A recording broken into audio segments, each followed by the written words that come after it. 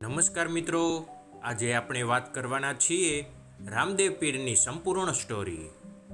મિત્રો, આજે આપણે સાંભળવા જઈ રહ્યા છીએ એક એવી પવિત્ર કથા જે માત્ર રાજસ્થાનમાં જ નહીં પરંતુ ગુજરાત, મધ્યપ્રદેશ અને સમગ્ર ભારતમાં ભક્તિ અને શ્રદ્ધાથી સાંભળવામાં આવે છે.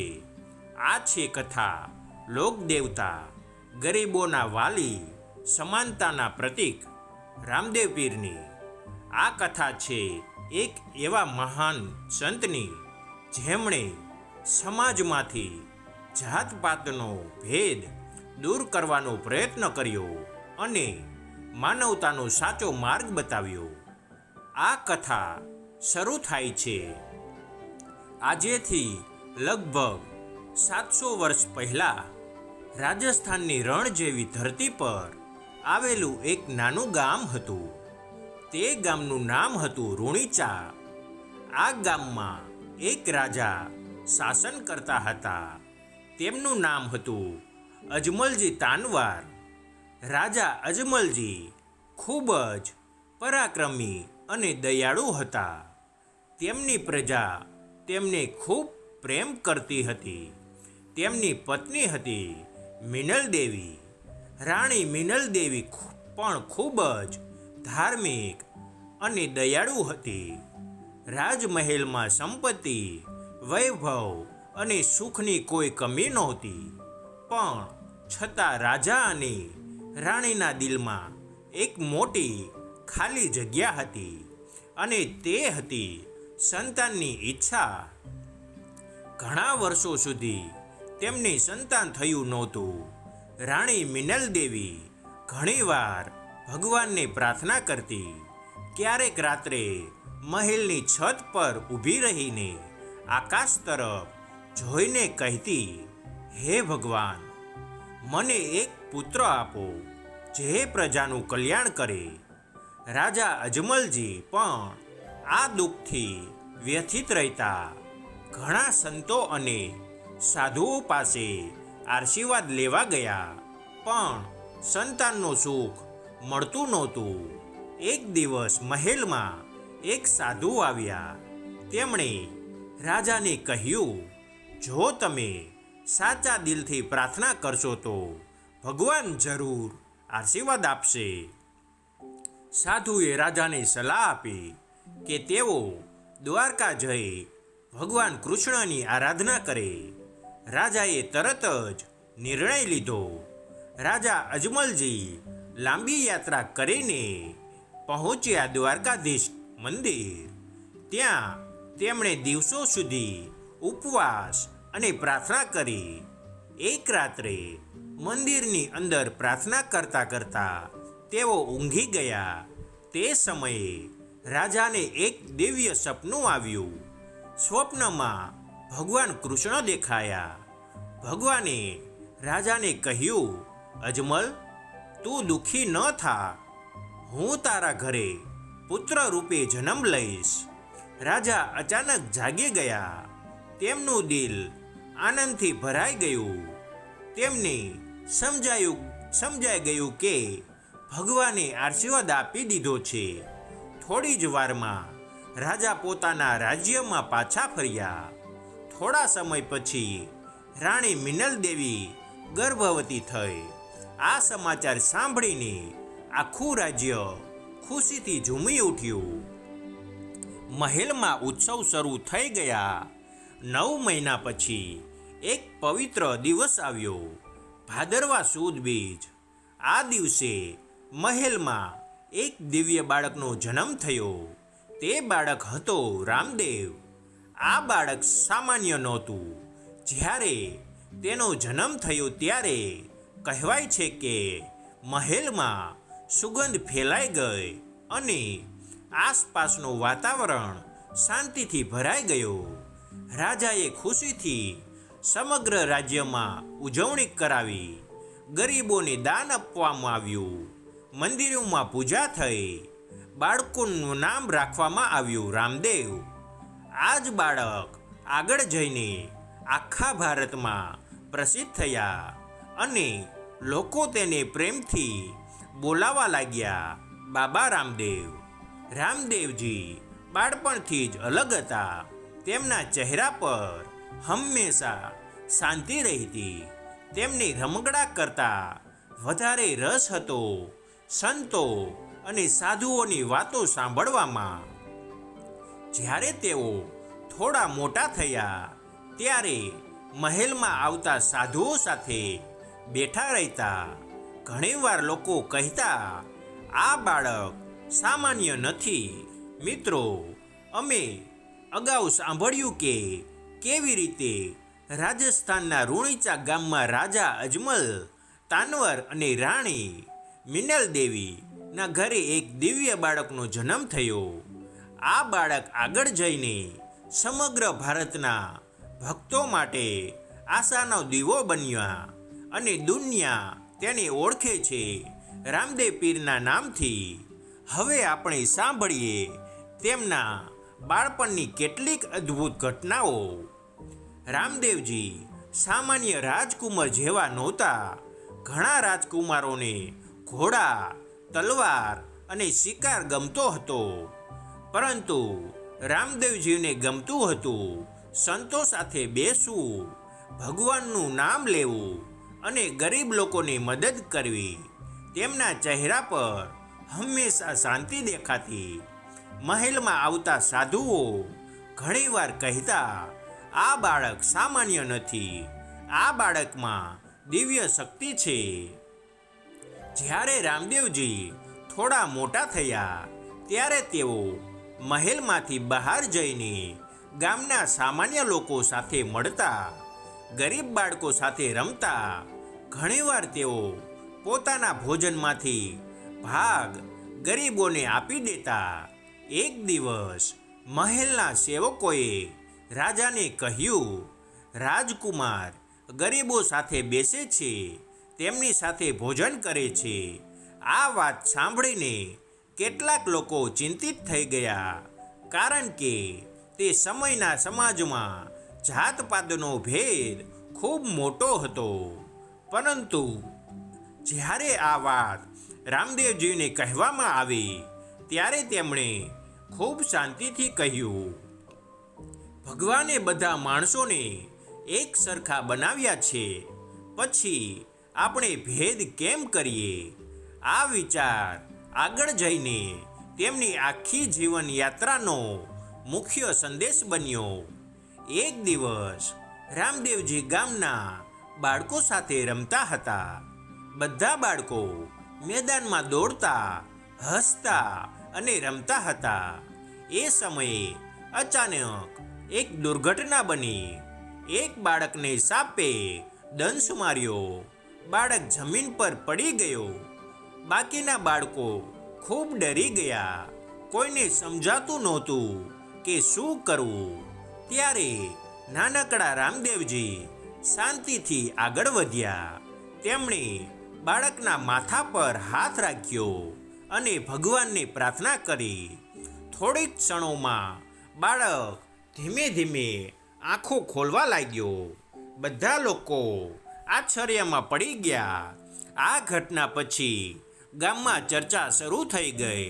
લોકો કહેવા લાગ્યા, આ બાળક સામાન્ય નથી, આ તો ભગવાનનો આશીર્વાદ છે.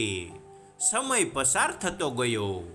રામદેવજી મોટા થવા લાગ્યા, પણ તેમની સાદગી ક્યારેય બદલાઈ નહીં.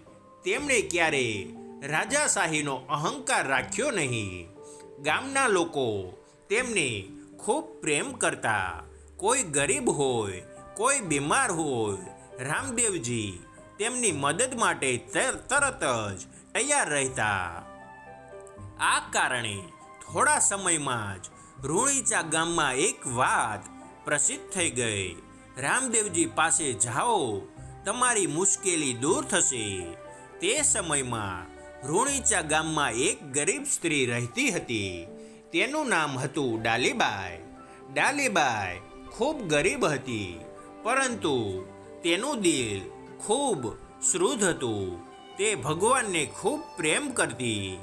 એક દિવસ તે રામદેવજીને મળવા આવી. તે શરમાતી હતી, કારણ કે તે ગરીબ હતી. પરંતુ રામદેવજી તેને જોઈને સ્મિત કર્યા. તેમણે તેને પોતાની બહેન સમાન માન આપ્યું. આ ઘટના ખૂબ મહત્વની હતી, કારણ કે તે સમયમાં ગરીબ અને નીચી જાતિના લોકોને માન આપવામાં આવતું નહોતું. પરંતુ રામદેવજી માટે બધા લોકો સમાન હતા. આથી ડાલીબાઈ તેમની સૌથી પ્રિય ભક્તોમાંથી એક બની. રામદેવજી લોકોમાં એક જ સંદેશ ફેલાવતા, માનવ સેવા જ સાચી ભક્તિ છે.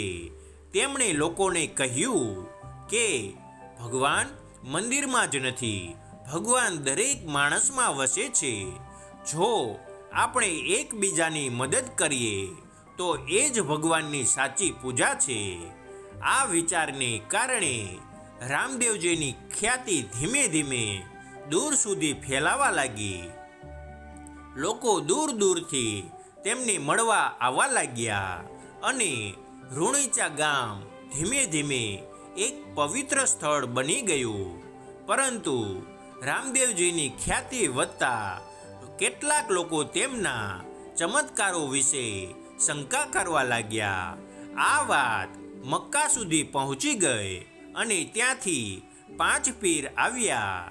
તેમણે નક્કી કર્યું કે તેઓ રામદેવજીની પરીક્ષા લેશે. આ ઘટના રામદેવજીના જીવનની સૌથી પ્રસિદ્ધ ઘટનાઓમાંથી એક બની, જેને આજે 5 પીરની કથા તરીકે ઓળખવામાં આવે છે. આ ઘટના શું હતી અને કેવી રીતે 5 પીર રામદેવજીના ભક્ત બની ગયા, આ બધું આપણે સાંભળશું. મિત્રો, અમે અગાઉ સાંભળ્યું કે કેવી રીતે રામદેવ પીર બાળપણથી જ દયાળુ, સાદા અને ચમત્કારી હતા. તેમણે ગરીબો અને જરૂરિયાતમંદોની મદદ કરી અને સમાજમાં સમાનતાનો સંદેશ આપ્યો. ધીમે ધીમે તેમની ખ્યાતિ રૂણીચા ગામથી બહાર સમગ્ર પ્રદેશમાં ફેલાઈ ગઈ. લોકો દૂર દૂરથી આવીને તેમની પાસે આશીર્વાદ લેતા.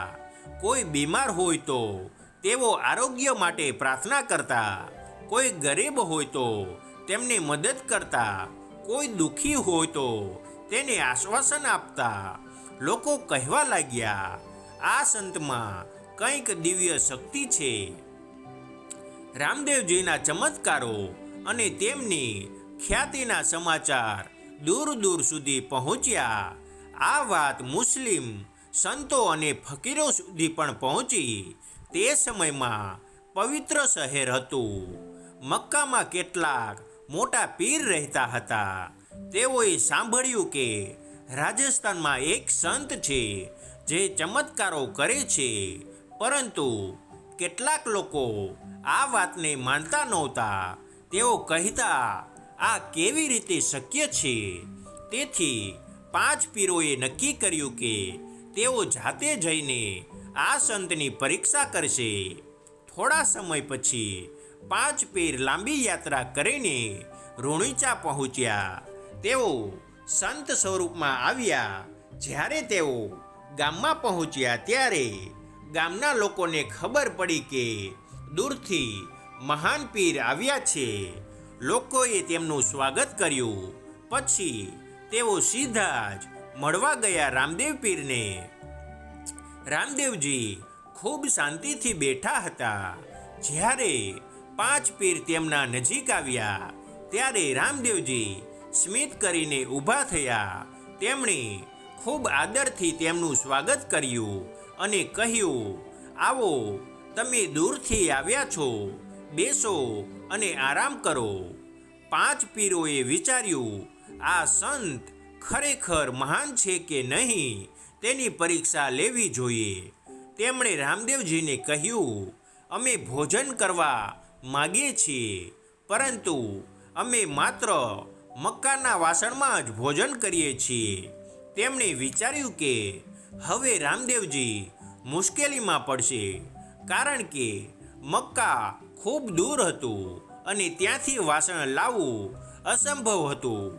પરંતુ રામદેવજી શાંત રહ્યા.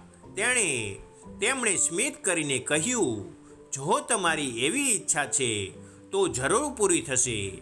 5 પીરોએ આશ્ચર્યથી એકબીજા તરફ જોયું. રામદેવજીએ આંખો બંધ કરી તેમણે ભગવાનને યાદ કર્યા. થોડીક ક્ષણો પછી એક અદ્ભુત ઘટના બની. કહેવાય છે કે મક્કામાં રાખેલા વાસણો અચાનક જ ગાયબ થઈ ગયા અને થોડા સમય પછી એ જ વાસણો રૂણીચામાં રામદેવજીની સામે દેખાયા. 5 પીર આ ઘટના જોઈને આશ્ચર્યમાં પડી ગયા. તેમને વિશ્વાસ જ ન થયો. તેમણે વિચાર્યું કે કદાચ આ કોઈ યુક્તિ હશે.